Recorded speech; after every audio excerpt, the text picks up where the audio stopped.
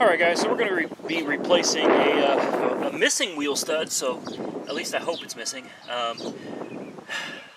It looks like it's gone all the way through. It looks like somebody already pounded it out, so I already got a new wheel stud and a new wheel lug nut to go with it.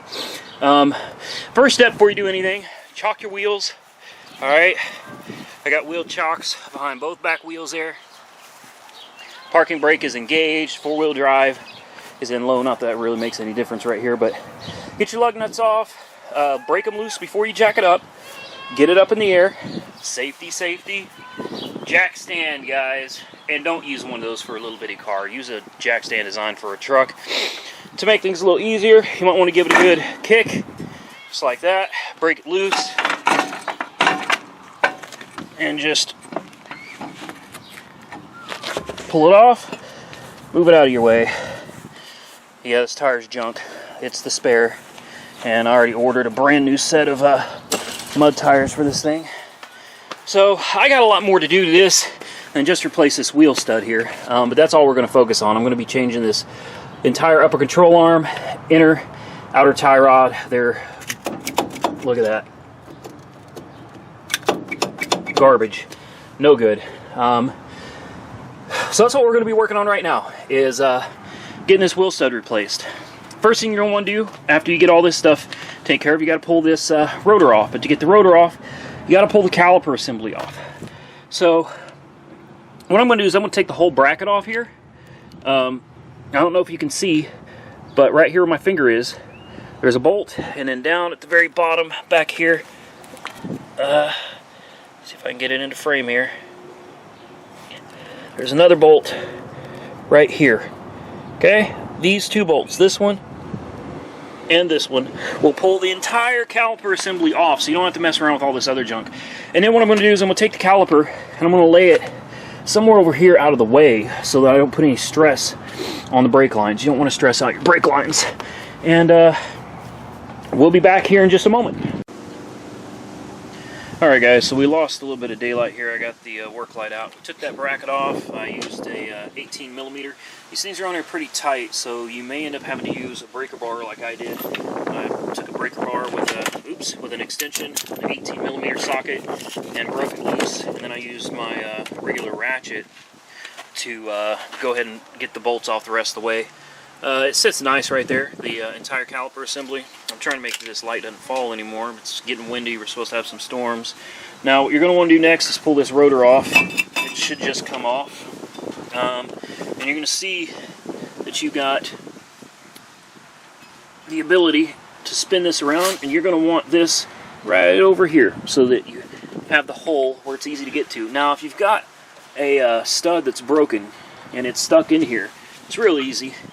Just take you a big hammer like this and find that one that's jammed in there, and you're just going to whack it. And I mean whack it good. Now, I'm also going to recommend, if you've got enough of that stud left out that you can put on one of the lug nuts a decent way, go ahead and get that lug nut on there if you can. If not, then just go ahead and spray it with PB Blaster or WD-40, whatever it is. Soak that thing down on the front and on the back side back here, alright?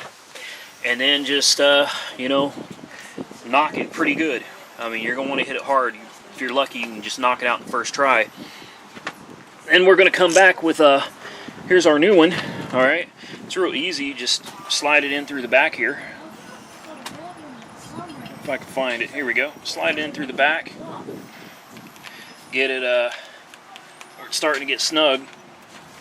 Now, you're going to need to drive this in with, basically the way to do it is with a lug nut, but more than with a lug nut. You see, the lug nut's only going to go so far, and it's not going to come through any further. So you're going to need something behind that, preferably a bunch of washers. Get a bunch of washers that'll fit over this, give you an inch and a half or so of room, inch and a half, 2 inches of washers, and you're going to torque this down. Now this thing's going to try to move on you, you see, as you're trying to torque it down.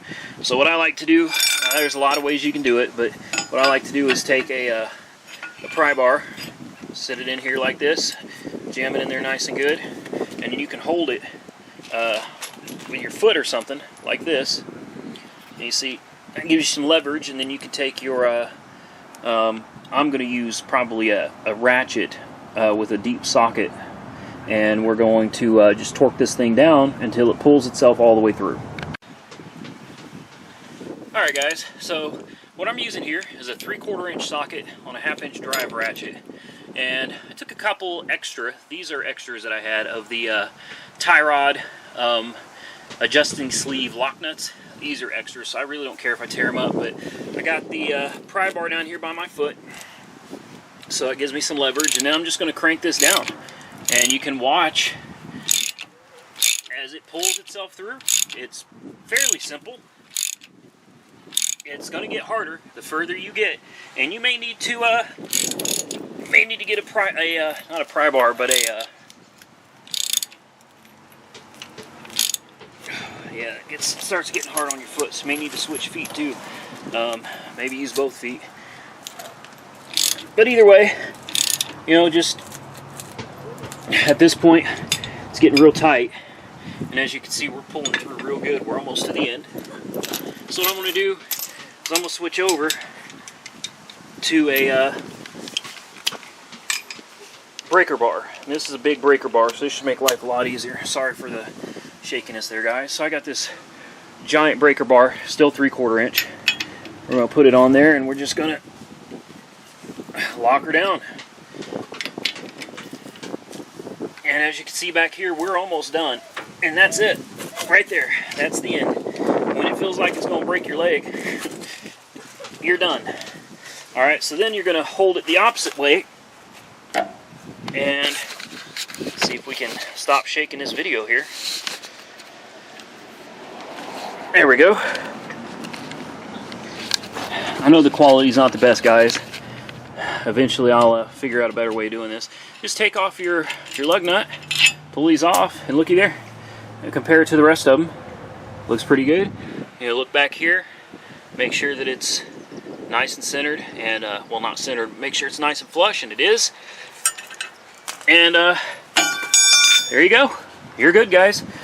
You have just replaced a wheel stud on a 97 F250. This applies to just about everything, guys, but specifically for F150, F250, F350, E150, E250, E350. This applies to a bunch of them, guys. So, you know, it's not that hard to do.